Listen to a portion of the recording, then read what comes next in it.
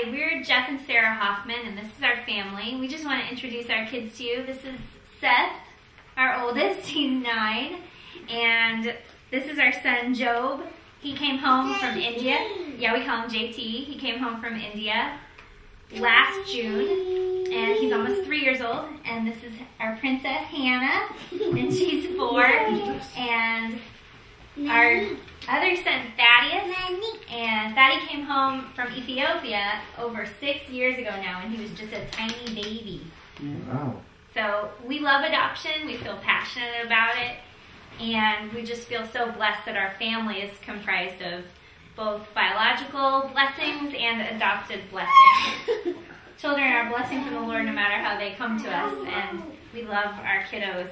I think adoption for us, it stems for us from the heart of God, realizing that we're adopted by Him as orphans, and we become sons. And so part of why we adopted was just, I think, maybe a natural overflow of being adopted ourselves by God. So that's probably the primary reason. And then we just wanted all of our kids to grow up in an environment that, one, understood, you had a concrete example of what adoption looks like, as well as for us adopting interculturally was that they would understand that the kingdom of God is going to look, there's going to be people from every tribe, tongue, and nation in the kingdom of God.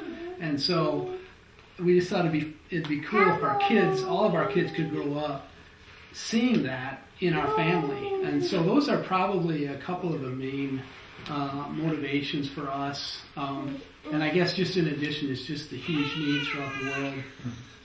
I forget how many, just millions and millions of orphans there are, especially in Africa and Asia, that are just kids looking for homes, looking for moms and dads. I grew up around adoption, and adoption was, to me, just a natural way that a family was made.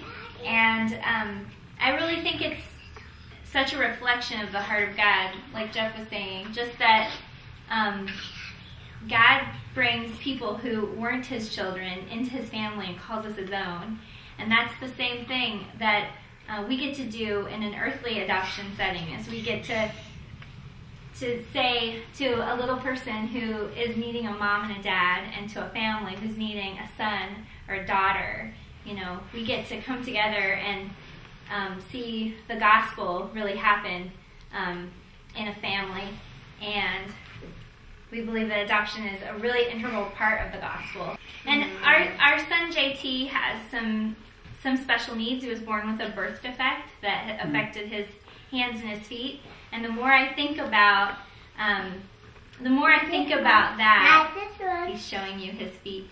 The more I think about that, and in relationship to my own adoption, I have a lot of needs. I have a lot of special needs that can only be met by the Father.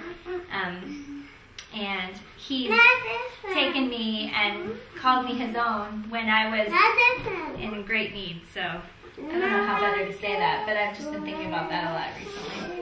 Yeah. I guess the idea that we're all born with a defect called sin, and yet the Father adopted us. And so a special needs child, it just almost amplifies that whole adoption, that whole idea of adoption is that we're taken in by the Father despite the fact that we have defects and faults and called to be sons. So.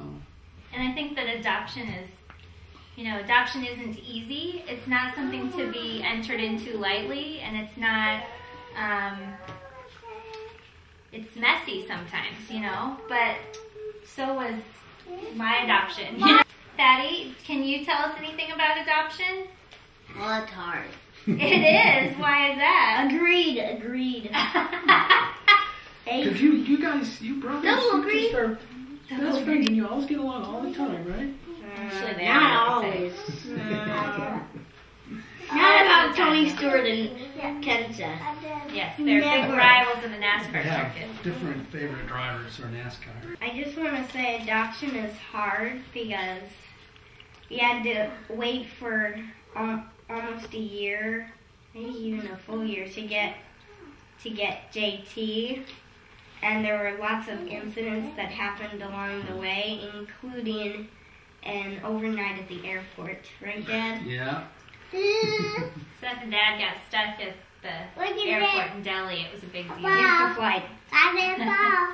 Okay, so it was hard. Like having- It was hard because we had to wait for, actually it was over 2 years. 2. Woo. But it was hard because we had to wait. But what about adoption in general? I mean, how do you like having brothers who are adopted? I like it. When Brenda and I were married, we talked about adopting and had no clue that we'd not be able to conceive our own kids. So when the time came after lots of infertility treatment that it might go to the next step of in vitro, we decided, wow, that's just a ton of money, and we want to be good stewards of what God's given us. And we realized there's just a ton of kids out there who need to be adopted. They need loving families. So we began that process. And we wanted to adopt from Mexico. So we found an agency in Florida, actually, to help us do that. But Mexico has its difficulties in placing its orphans in adoption, internationally anyway. So we wound up with that agency, but in a Guatemala program, because we'd fallen in love with the Mayan people in Mexico. And of course, Guatemala is full of Mayans.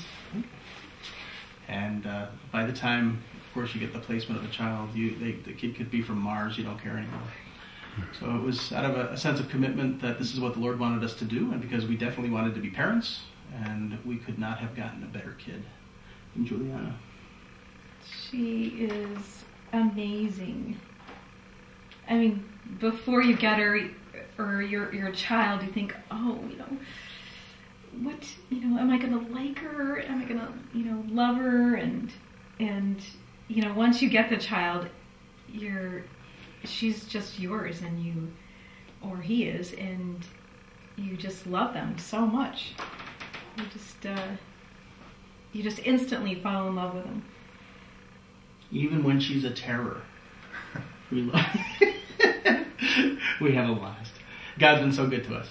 We had concerns when we adopted, because you don't know what background the child has and what issues there might be behaviorally or neurologically or in any wiring. She's always wondered about her mom and talked about her, just was curious about who she is. And so we had heard before we adopted that it was always very important to be open about her adoption and anything that we knew about her family.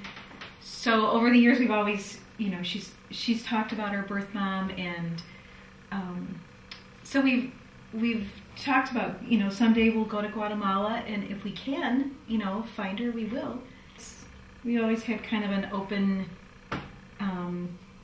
conversation about who, what her mom might be like, and who she is, and where she's from, and so this is very exciting. We feel kind of like we're finding extended family of our own in Guatemala now, as we go down and meet these people. And we've seen photos, they've seen photos of us, and of Juliana especially. And I think they're probably a little less excited than we are to meet them, but I think they're excited. Yeah, they seem very happy to see pictures of Juliana. In all stages of life. Right?